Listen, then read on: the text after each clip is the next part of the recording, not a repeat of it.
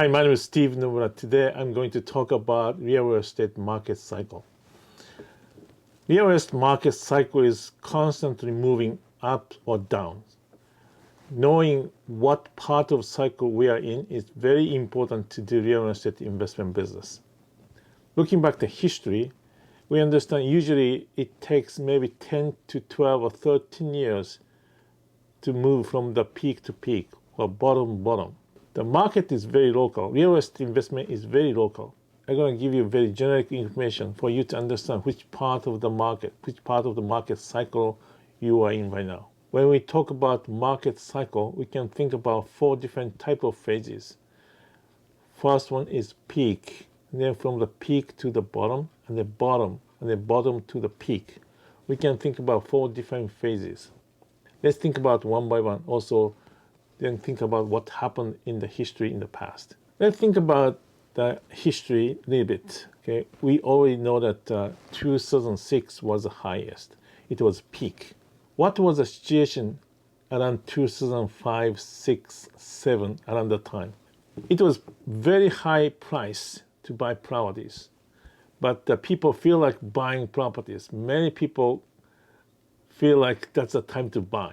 Interest was so low. Also, lending institution gave lots of risky product, like a 0% down, 100% financing. People didn't need to bring any money from their pocket and then use bank money and buy properties. It was possible at that time.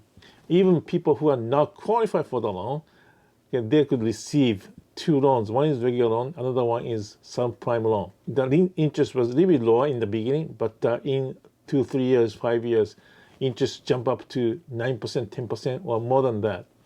Then they expected to see market going up, and they have more equity in the house, and then by that time they can increase their credit score and change the income situation, and they thought they can refinance with the low interest one loan, but it didn't happen at the time. We as an investor knew that price is very high. There is not such a great deal in terms of the returns. But since money was cheap, money was available, many people used bank money and bought lots of investment properties. That's a big mistake. That's a historical lesson for all of us as an investor. Therefore, many seasoned investors stopped doing like a fixing, flipping, rehabbing type things and change the strategy from the retail sales to the wholesale or lease option, or subject to seller financing. We have to be very careful. Okay, not so much opportunity out there. We could buy properties, but we have to be very careful. That was around that time. We didn't recognize around that time, but 2006 was the highest. The market was already starting going down from 2006. Then what happened during the next 5, 6 years? Let's talk about phase 2. If you're looking back the history, that's from 2006, 7 to 2012 or 13, during those 5, 6 years. And of course, we know that the Lehman shock happened September 2008. That also gave lots of negative impact to the economy, and the market was quickly collapsed. And then we saw the bottom end of the 2012, 2013, especially in the Chicago area. And during that period, we saw lots of unemployment, and unemployment ratio increased a lot. I remember the highest official unemployment ratio was 14, 15%, including non-official numbers. That was more than 20%. Also, we had lots of foreclosures, foreclosures, because many people lost a job. That's why they couldn't afford the mortgage payment. Those property went to foreclosures. Or lending company, they stopped lending money for real estate investment business. Therefore, money was not available out there. Therefore, people couldn't buy house. People couldn't use bank money to do the business. Therefore, there's no buyers, no sellers. It was so difficult time. Therefore, I remember many real estate professionals like mortgage brokers, real estate agent. Those people left this business. Let's talk about the third phase, which is bottom. Okay, we talk about peak, then from the peak to the bottom, and then now we are talking about the bottom. In this market, in Chicagoland area, that was between 2000, the very bottom was 2012 to 2013. And then how we recognized that was the bottom. During the period of the peak to the bottom, every month we saw that the sales price, purchase price was going down. Therefore, we didn't buy quickly. We saw that the market was becoming so low. Therefore, we waited until the price is going down. Therefore, this was a 100% buyer's market. And then we had such a strong position to negotiate the price. I remember that even listing prices $80,000, $90,000, $100,000. We made an offer of $40,000, $30,000. It was such a strong position as a buyer. Then when market hit the bottom, and we bought lots of property, that's a great opportunity for investors. Price was so cheap, and then we had lots of opportunity to do this real estate investment business. Even you could buy lots of properties in cash, but also we could have such a strong position to negotiate a seller to do seller financing subject to type deals too. And then I never forget, one day I saw that the price started going up. And then 1 week, 2 weeks, 1 month later, still market is going up. Then we recognized that that was the bottom of the market. We as an investor, we start buying lots of properties. For me, I kept lots of property during the period. Since I bought lots of property in the bottom of the market for the cheaper price, even I kept lots of property. Even today, we have a huge equity in the house. Many people thought that was the worst situation to buy properties. For the retail buyers, maybe it was not so great, but as an investor, that's a great time.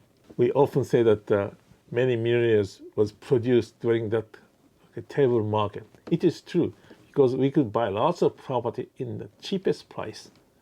Then, after several years later, we could have huge equity in the house. That was a golden time in American history to do real estate. After 2013, what's happened? This is the fourth phase. Rising market. Market is recovering from the bottom to the top, bottom to the peak. When we realized that market was so high, amazingly quickly market came back, especially after 2015. For example, the same type of house I was buying for $30,000, $40,000, $50,000. But when we realized that market, those property are already $70,000, $80,000 or much higher. Many people who are in this industry felt it. Inventory is very tight, lack of inventory, shortage of the inventory.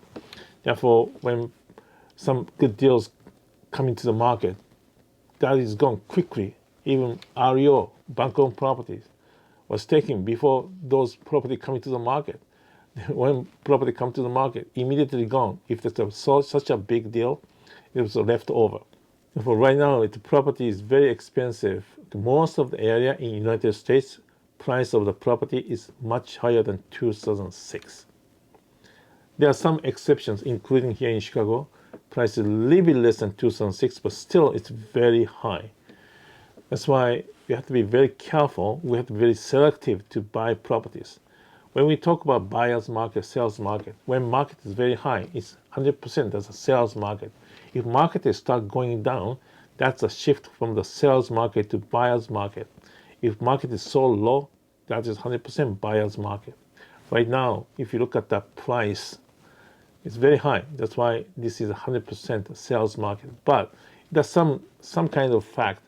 It might be in a peak, or might be we just passed the peak. We don't know. Maybe until middle of the year or end of the year, we can find out. We are now on the top of the market, or we are passing the market. We see that kind of things. We can find out what kind of situation we are in by the end of the year. But anyway, we are now very high market. That's why we have to be very careful. Many people who did fixing, flipping, rehabbing lost their money for the last 2-3 years because their purchase price was so high. Then besides that, we have a very high material cost. Labor fee is also very expensive. That's why many rehabbers struggle to make money. Even they make money, very small amount of margin. It's not worth to do it. Therefore, even those seasoned investors focused on multi-family commercial had to change their strategies because there's no cash flow. Therefore, some people start doing land development.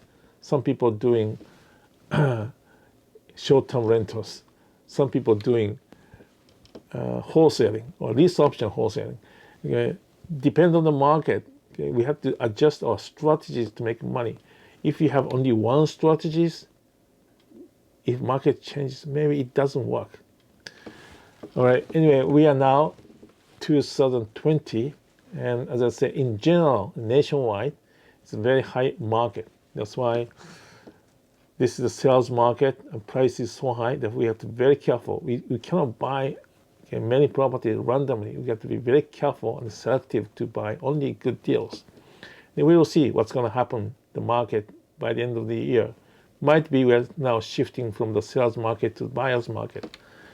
But anyway, this is local. The market, as I said in the beginning, market is always local. Therefore, you have to check your local market, find out which strategy is the best to make a profit in this business. If you found this information helpful, please click the like button.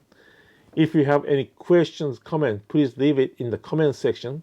And please subscribe this YouTube channel for future videos. Thank you.